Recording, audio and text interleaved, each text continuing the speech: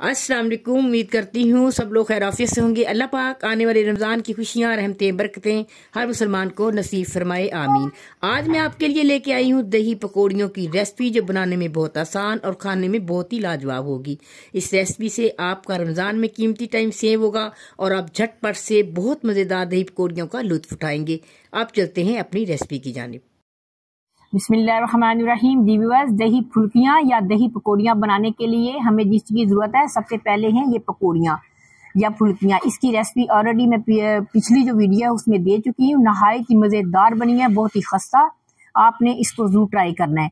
तो अब मैं बताती हूँ मैं दही फुल्कियाँ अपने घर में या दही पकौड़ियाँ कैसे बनाती हूँ। सबसे पहले मैंने 1 कप ये फुल्कियों का लिया है, इसको डीप करके रख दिया है। उस वक्त तक डीप करेंगे जब तक कि ये नरम ना हो जाए। हम साइड पे रखते हैं उस वक्त तक जब तक ये नरम नहीं होती, ये पड़ी रहेंगी। उतनी देर में दूसरी चीजें बताती हूँ जिन चीजों की जरूरत है।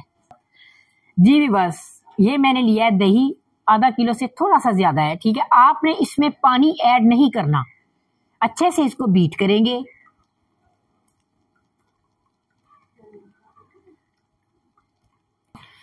जी भी बस, ये देखें, ये चंद चीजें मैंने ली हैं बहुत कम क्वांटिटी में। आपने एक दफा ही सारी इसमें ऐड नहीं कर देनी। याद रखें कि दही में ये चीजें इतनी हों कि अलग ना नजर आए। ये ना हो कि ये चीजें बहुत ज्यादा हो तो खिचड़ी सी महसूस हो।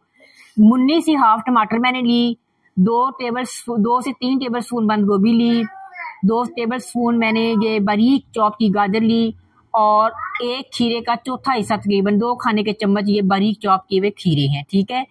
इन सबको मैं अच्छे से मिक्स करूंगी। 1 मुन्नी सी हरी मिर्च थी, वो मैंने डाली है, इससे टेस्ट बहुत अच्छा आएगा। इन सब को मैं अच्छे से मिक्स करूंगी। मेरे पास दही फिलहाल कम है तो मैं फिलहाल हाफ डाल के देखती हूँ। पहले हम देखेंगे कि ये इस दही में ये पूरी आ रही है कि नहीं। जरूरत पड़ी तो हम बाद में और ले लेंगे।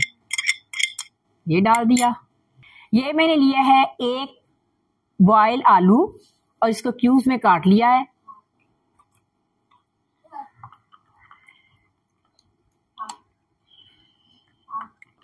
अच्छा, ये है मोटा मोटा चॉप किया हुआ पुदीना और धनिया।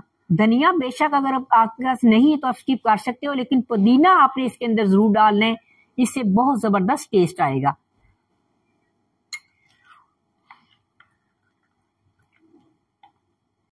ये 1 मुन्नी सी प्याज थी, ये भी मैंने बारीक चॉप कर ली है, ये भी मैं इसके अंदर मिक्स कर दूंगी। जी भी बस, ये है दही बड़ों वाला मसाला। इसकी रेसिपी मैं ऑलरेडी दे चुकी हूँ, बहुत ही जबरदस्त मसाला है। आपने मेरे चैनल पे जाके विजिट करना है और इसकी रेसिपी को जरूर ट्राई करना है। पूरा रमजान आपका इससे बहुत जबरदस्त गुजरेगा। शुरू में आपने हर चीज बेतुकी नहीं डाल देनी कि वो सारे स्पाइस हैवी हो जाएं।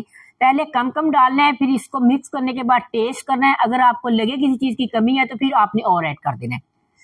ये है 1/3 टीस्पून चाट मसाला, इसकी भी मैं आपको दे चुकी हूँ रेसिपी, ये भी जरूर चैनल पे जाके देखिएगा।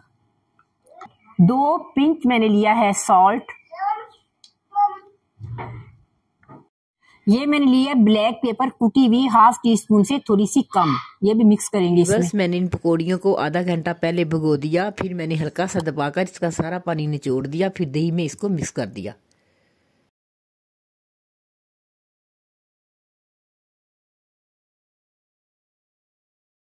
अब मैं आपको सर्व करके दिखाती हूँ इसके ऊपर मजीद क्या चीजें जाएंगी।